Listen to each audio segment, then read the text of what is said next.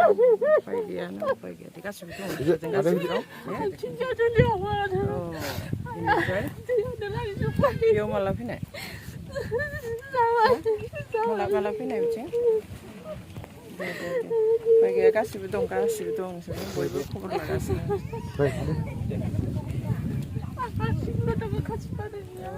नोंसिं आरो सोर दं न'खराव जाबोराय बुरि सासेल' न'खराव दङ जोंहा माबायाव दङ आरो थियाटर हेबता जों दंबावो दा दिनै बेयाव थानाय रायजोफ्रा 7-8 बोसोर जालांबाय फरेस्ट डिपार्टमेन्ट दङ आयेननि दहाय होनानै बेखौ एभिक्ट खालामफैदों अब्ला बे आयेना एसेबां बोसोर बहा थानाय आङो दिनैहाय नैबे चिरां डिस्ट्रिक्टनि सिङाव थानाय नैबे खालबारि 2 नं खालबारिनि आदा दा आङो बेवहाय दंफैयो दा आंनि जानाखि हानायखिनि आङो गथ'फोरखौ माखासे भिडिअफ्राव नुनायलाय ओरैबायदि अन्थाव गथ'फोर नुनायखाय आङो दिनै आंनि गोसो खुसिजों आङो दिनै बेखौनो लानानै फैदों आङो जा आंनावहाय एसे दङ आङो बेखौनो आङो गथ'फोरखौ सन्थुष्ट खालामनो लानानै फैनाय जादों नायनानै लानो हागोन लोगोफोर ओरैबायदि समायना रमायना गथ'फोर दङ नै दा बेखौ आङो अनखांनानै आङो बेयाव फैनायजों लोगोसे आङो बिथांमोननो गथ'फोरनो आङो जाग्रा मुवा जा आंनि हानायनिफ्राय आङो बेखौनो होनाय जागोन आरो दा आङो नै बेबायदि केक लानानै फैनाय जादों बेवहाय आङो 100टा पिस लानानै फैनाय जादों दा बेवहाय साबैसे दङथाय गथ'फोरा ओरैनो जायखिया जा आदाबो राननो हागोन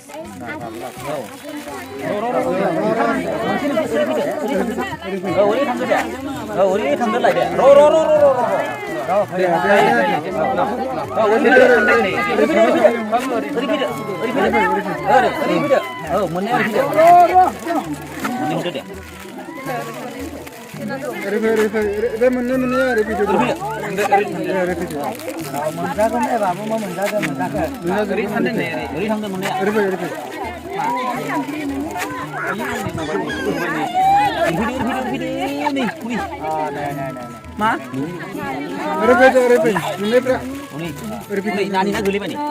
Nani.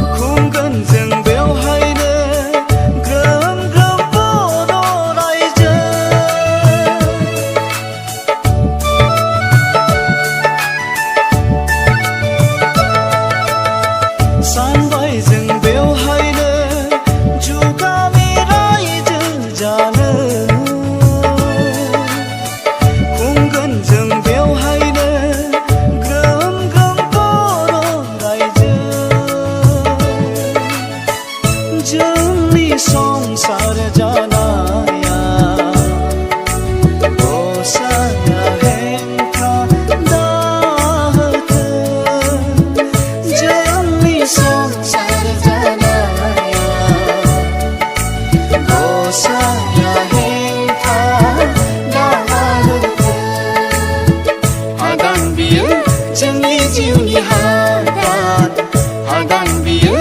ang jiw ni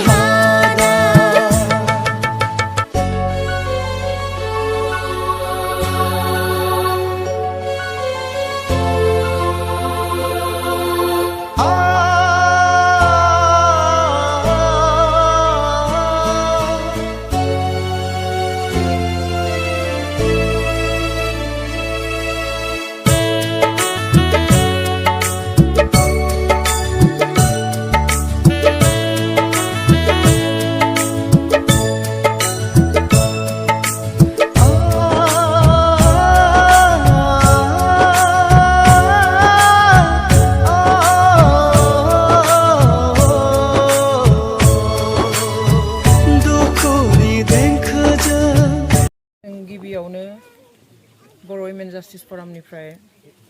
बे हालामावहाय जिखिनि बर' रायजो राजाखौ होखारफैदों एबा न' बां सिफायनानै एभिक्ट खालामफैदों बिनि थाखाय जोङो दुखु फोरमायो बे जोबोद आनफर्चुनेट दुखुनांथाव आरो जों बेखौहाय निन्दा होयो जों सानदोंमोन जे जेब्ला आसामनि दाब दाब जायगायावहाय बर'फोरखौ एभिक्ट खालामबाय थादों न' बां सिफायनानै होखारबाय थादोंमोन बयबो बर' रायजो राजाया सानदोंमोन जे बिटिसि आवहाय बर' रायजो राजाया रैखाथि मोननानै दङ सेफ दङ होननानै किन्तु जों दिनै जा नुबाय जे गावनि बिटिसि ओनसोलावनो दिनै सोरखारजों बेबादि न' बां गैया खालामजाबाय दिनै बेयावहाय जितु नटिस जों नुदों गांनै नटिस आलादा आलादा मेम' नाम्बारा एखेब्लाबो बिनि इयार जितु होदों जों बेखौ नुनानैहाय सोमोनांदों जे मेम' नं RR oblique encroachment oblique 1694 to 96 आरो मोनसे नटिस ओंखारदों बेखौ फरेस्ट डिपार्टमेन्टनिफ्राय सिल स्टाम्प होनाय दङ बेयावहाय 19/16/84/86 दङ स' बे मेम' नंखौ जोङो गुगोलफ्राव बहुत ट्राइ खालामबाय नायनो थाखाय किन्तु बेबादि मेम' नं जों दासिम नुवाखै स' आं सिगाङावनो खावलायनो लुबैयो जे बिटिसि सोरखारा बे मेम' नंनि बागै मा बे मोनसे गभर्नमेन्ट अर्डारखौ लानानै बेस खालामनानै बे नटिसखौ होदों बेखौ क्लियारिफाइ खालामोब्ला मोजां जागोन आरो क्लियारिफाइ होथों होननानै जोङो दाबि खालामो दिनै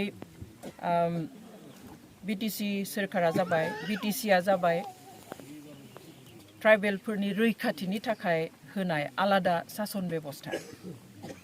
बे आलादा सासन बेबस्था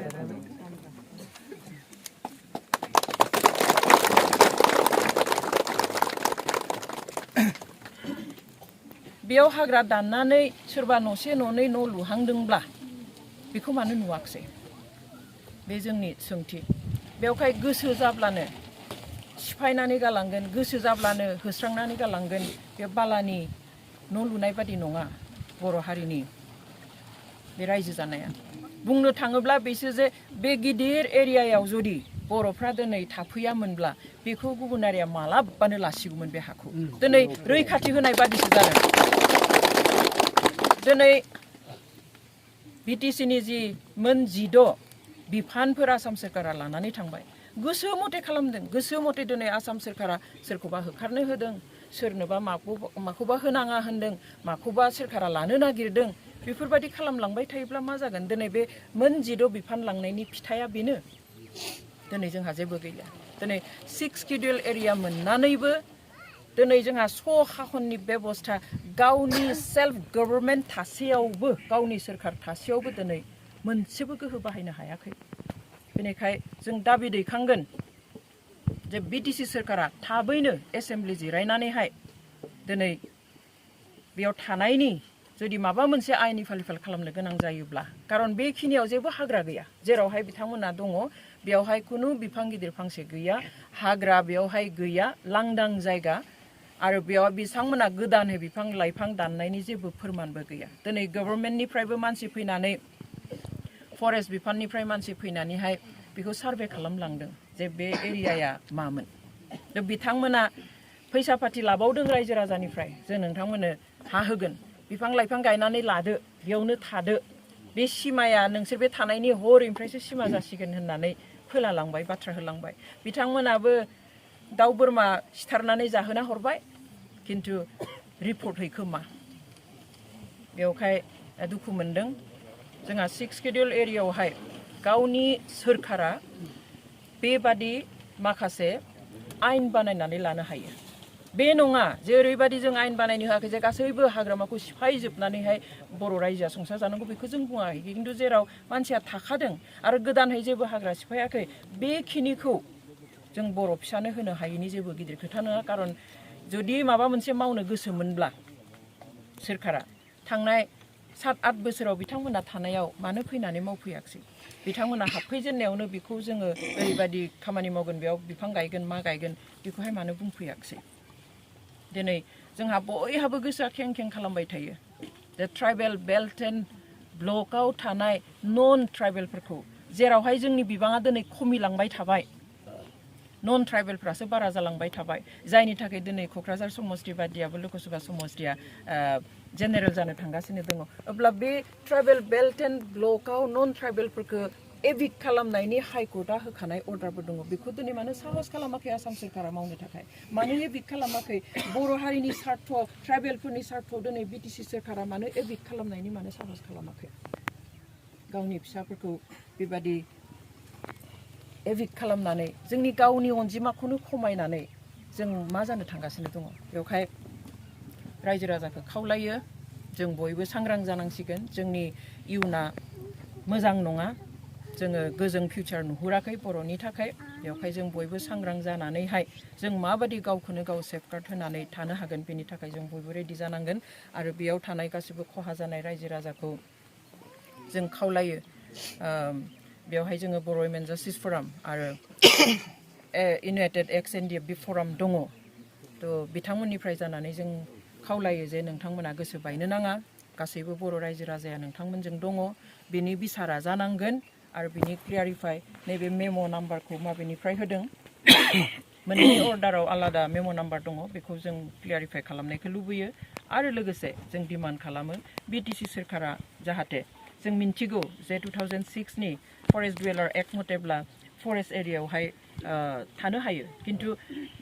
जों बेखौ बुंनो थाङाखै जे गोदानै हाग्रायाव हाबनानै थानायनि खोथा खिन्थु बेयाव जेरावहाय 7-8 बोसोर थाखांबाय बिनि सिगाङावबो बे हाया ओरैनो बिदि गोलैनानै दंमोन बेनिखायसो थाफैदों आरो जायफ्रा बेयाव हा गैया फ्लाड एफेक्टेड दैबानाजों हा एरख'जानाय थानो गैयि नङाब्ला सोरबा रायजोआ बेयाव फैनानै एसां खस्थ'यै जिउ खुंफैगोन नामा जायफ्रा दै थोबसे लोंनो थाखाय 1-2 किल'मिटार गोजाननिफ्राय रोगानानै लायनो गोनां जायो जेरावहाय मैदेरफोरजों मोगा मोगि जानानै थानो गोनां जायो इसिबां खस्थ'नि जिउ मानो खुंदों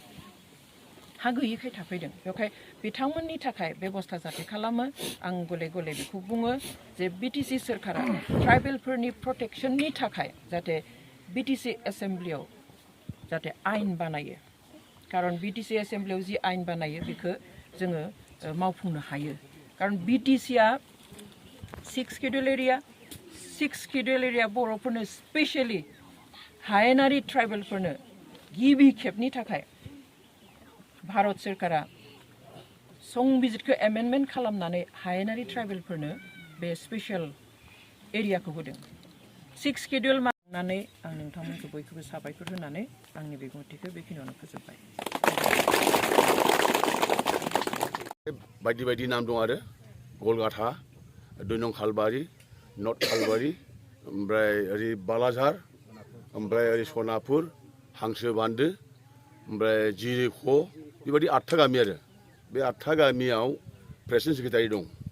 केसियार दं ओमफ्राय बेबादिनो फरेस्टजों थास्लाबनानै रेन्जार टु डेप' टु जोंनि बन मिनिस्टार फेरेंगा सारनिबो सेल स्टाम्प सहि मोननाय दं बे प्रकारैब्लाबो जोंनो बेयाव थानो मोननायनि राइटखौ जोंनो होनांगोन आरो जोङो बेनिफ्राय थांनानै गुबुनाव थाहैनायनि जोंहा जेबो